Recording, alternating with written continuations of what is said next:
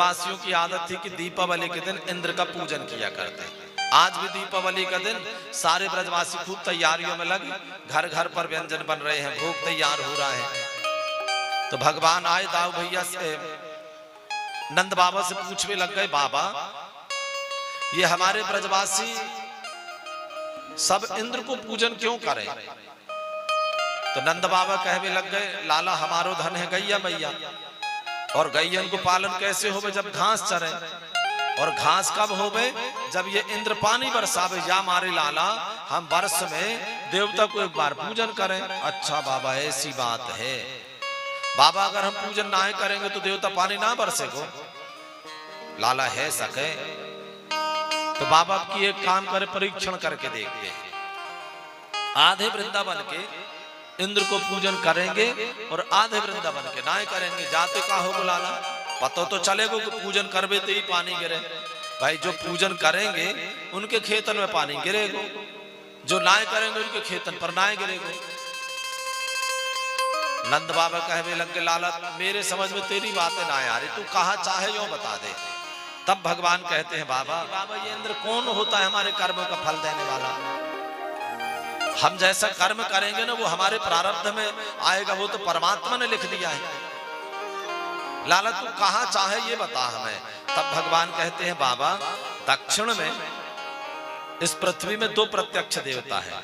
दक्षिण में तिरुपति बालाजी और उत्तर में हमारे ब्रज में श्री गोवर्धन नाथ। श्री गोवर्धन सबसे बड़े हो, इनसे बड़े हो न कोई, और जो इनको पूजन करे वाके घर में छोरा छोरी ना कह सके। एक जगह में यह हमने कह दिया कि वाके घर में छोरा छोरी हो में, और हमने कहा सब पूजन कर लो, तो उस गांव में जितने सियाने थे उनमें किसी ने पूजन नहीं किया, और जिनके लड़के बच्चे नहीं हुए थे केवल वही 3-4 लोगों ने पूजन किया। हमने कहा भैया आप लोगों ने क्यों नहीं किया पूजन? कहा गुरुजी 4 हैं घर में लड़का बच्चा, और अब पूजन करे बुढ़ापे में फिर हो गए तो कौन करेगा? तो हमने कहा भैया छोरा छोरी का मतलब ये है कि राज्य का पूजन करने से सुख समृद्धि होती है। क्या होती है? सुख और समृद्धि, इसलिए सबको पूजन करना चाहिए। तो भगवान कहे, बाबा अगर हमें पूजन ही करना है तो हम गोवर्धन जी का पूजन करेंगे, गिरिराज जी का पूजन करेंगे। तो दीपावली के दिन तो ये प्लानिंग करते चला गया भैया। दीपावली के अगले दिन सबने छकड़ों में 56 प्रकार के व्यंजन रखे, दूध दही माखन रखा, सब पहुंच गए गिरिराज जी की तलहटी में। गोवर्धन जी की परिक्रमा कितनी है भैया? 7 कोस की है, यानी 21 किलोमीटर की परिक्रमा है। इतने बड़े गिरिराज जी, सारे ब्रजवासी बाल्टन से चल ला करके नहवा में। जब ब्रजवासियों को थका हुआ देखा तो भगवान ने मन से वहां पर गंगा मैया प्रकट कर दिया। बोलिए मान से गंगा मैया की जय। सारे ब्रजवासी भगवान का पूजन करते हैं, 56 प्रकार के व्यंजनों का भोग लगा रहे हैं। एक स्वरूप में गोवर्धन जी के रूप में भगवान प्रकट हो रहे हैं और कहते हैं, लाओ ब्रजवासियों मोको खिलाओ। क्योंकि ब्रजवासियों ने एक शर्त रखा था कन्हैया से कि लाला हम तेरे देवता को पूजन तब करेंगे जब तेरे देवता प्रकट होकर के खा लेगा। क्योंकि इतने वर्ष हो गए इंद्र को पूजन करते करते, आज तक ना आया, हम ही भोग लगाने और हम ही खा लेने। तो तेरे देवता का पूजन हम तब करेंगे जब तेरे देवता प्रकट होकर के भोग पावे।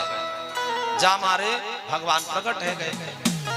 दूसरी चर्चा करी ब्रजवासी ने, अगर हमारे देवता बिगड़ जावे तो फिर तेरे देवता को हमारी रक्षा करनी पड़ेगी। भगवान ने दोनों शर्त मंजूर करी।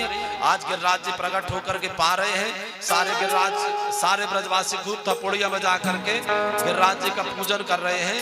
तो पहले हमारे ये जो यजमान परिवार है ये पूजन कर लें, बाद में सब लोग क्रमशः पूजन करेंगे और पूजन के बाद फिर परिक्रमा करेंगे। ठीक है, सभी लोग अपने स्थान पर खड़े हो जाएं और तालियों के साथ श्री गोवर्धन महाराज महाराज तेरे माथे मुकुट विराज रहो।